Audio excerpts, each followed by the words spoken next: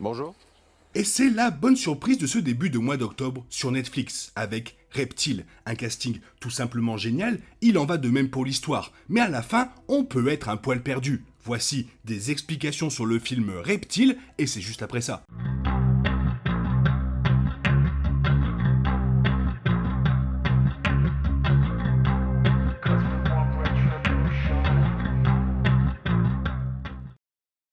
Le trailer Reptile de Grant Singer tisse une toile de mensonges alors que le détective Nichols de Benicio del Toro traque l'assassin d'une jeune agente immobilier nommée Summer et découvre ainsi la corruption à l'échelle du département dans les rangs de la police de Scarborough.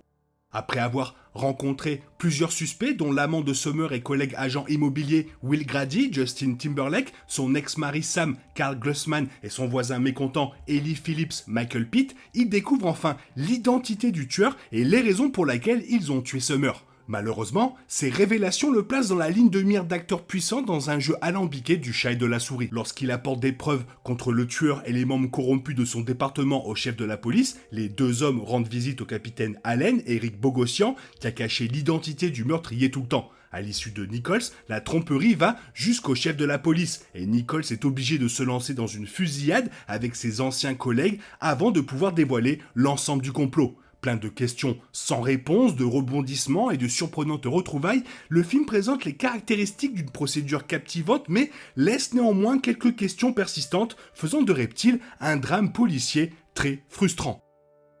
Alors, qui a tué Summer ? Dans un flashback plutôt déroutant, il est révélé que Will Grady a tué Summer. Lorsque le détective Nichols poursuit une autre piste et essaie de découvrir qui Rudy Rakosi a appelé tant de fois le jour où Summer a été tué, cela n'est pas dit à haute voix, mais cela sous-entend que Rudy a appelé Will, qui est vu dans un autre flashback, debout au-dessus du corps à peine respirant de Summer. Will avait l'intention d'imputer le crime à l'ex-mari de Summer, mais malheureusement pour lui, le détective Nichols était trop bon dans son travail et a retracé le téléphone jusqu'à Will. Malheureusement, ce n'est pas la partie la plus innovante de l'intrigue, car le tueur est souvent le petit ami dans les trailers comme Reptile. Bien qu'il soit agréable de voir Justin Timberlake jouer à contre-courant, son rôle dans le film donne l'impression d'une formule déjà vue.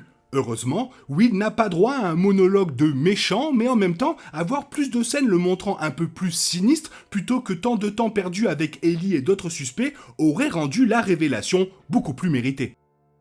Passons au pourquoi. Le détective Nichols a d'abord pensé qu'il était suspect que Summer vende des maisons pour une agence immobilière, mais ne recevait souvent aucune commission pour les ventes. Ces ventes faisaient partie d'un plan de blanchiment de drogue concocté par Wally, et la majorité des policiers du département du détective Nichols et Summer avaient commencé à appeler le FBI pour se préparer à leur dire la vérité sur le fait que Whitefish était une société écran. Will découvre ce qu'elle envisageait de faire et la tue avant de pouvoir révéler jusqu'où va la corruption.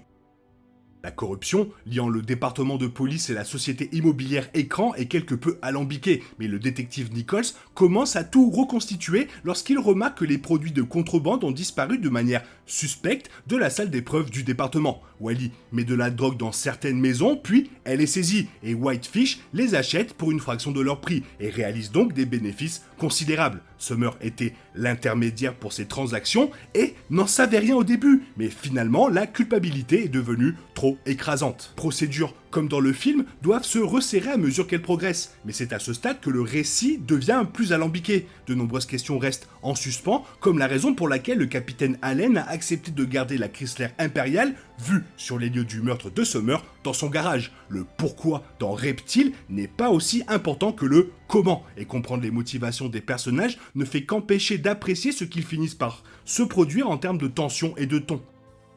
Ellie Phillips est un suspect ressemblant à Jésus et qui apparaît très tôt avec un motif pour tuer Summer. Will Grady a escroqué sa famille et lui a arraché leurs biens, ce qui a forcé leur père à se suicider. Ellie menace Will et il lui rend l'appareil en se présentant un soir dans son appartement, lui disant d'arrêter de fouiner dans ses affaires. Il est rejoint par un autre personnage qu'Ellie semble reconnaître, mais ils ne sont jamais révélés au public. Et cette personne est très probablement le chef de la police, dont le rôle dans tout ce tableau sordide est révélé plus tard lorsque le détective Nichols tente d'attirer son attention sur les preuves des policiers corrompus.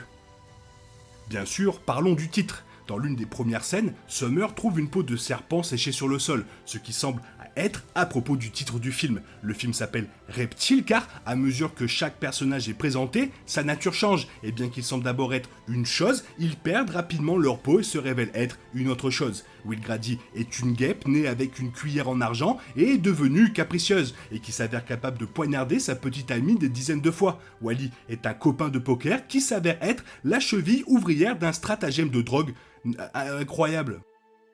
Alors pourquoi Nichols avait besoin de rédemption ? Benicio del Toro donne une performance incroyablement nuancée et intense dans le film, utilisant le langage corporel et de longs regards pour communiquer un traumatisme et une psyché blessée. Nichols veut en réalité prendre un nouveau départ et une paix qui ne viendra jamais. On lui demande à un moment donné s'il doit être racheté, une notion sur laquelle il se met sur la défensive. Mais il est clair qu'il doit résoudre le meurtre de Summer pour d'autres raisons que le simple fait d'être un enquêteur un peu bizarre.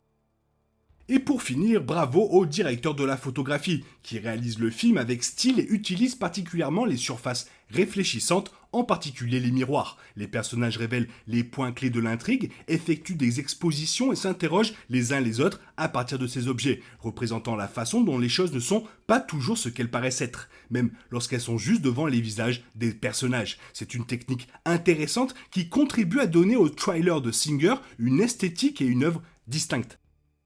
Voilà, maintenant, il me reste plus qu'à lire vos commentaires pour savoir ce que vous avez pensé du film. Sinon, il est temps pour toi de reprendre le cours normal de ta vie. On se retrouve bientôt pour une nouvelle vidéo. Bisous bisous, bye bye. Oh yeah, we want retribution.